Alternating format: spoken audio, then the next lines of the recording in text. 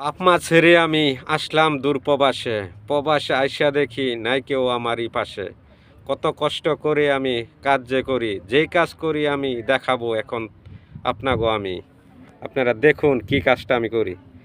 কতানি গভীরে আমি যাব এখন। এটা কয় মিটার নিচে যাব অবশ্যই আপনারা আমাকে কমেন্ট করবেন। যে আমাকে কমেন্ট না করবেন সে আমার বন্ধু নয়। কতানি নিচে আমি কাজ করব অবশ্যই আপনারা দেখবেন। এখানে আমি যাব নিচে। এই নিচে গিয়ে এখন কাজ করব। উপরে রোদের তাপ, নিচে গরমের তাপ। এর মাঝে প্রবাসীরা করে কষ্টের কাম। কাম এত কষ্টের কাজ করে বাড়ির লোকে বুঝে না। মাসের শেষে টাকা না দিলে ফোন ধরে না। ফোন ধরবো কীভাবে? পাঠাইছে প্রবাস। প্রবাস গেলে হয় যায় টাকারই মিশিং। মিশিং টাকা না বানাতেলে পাঠায় না দেশ।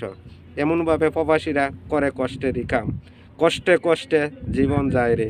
তাও প্রবাসী কষ্টের মূল্য দিতে ধরে না কেউ।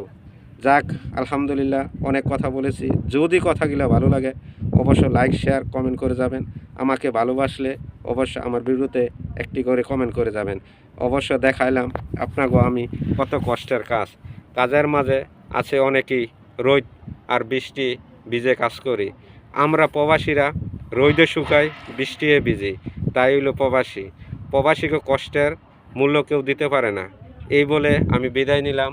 আসসালামু আলাইকুম রাহমাতুল্লাহি ওয়া বারাকাতুহু।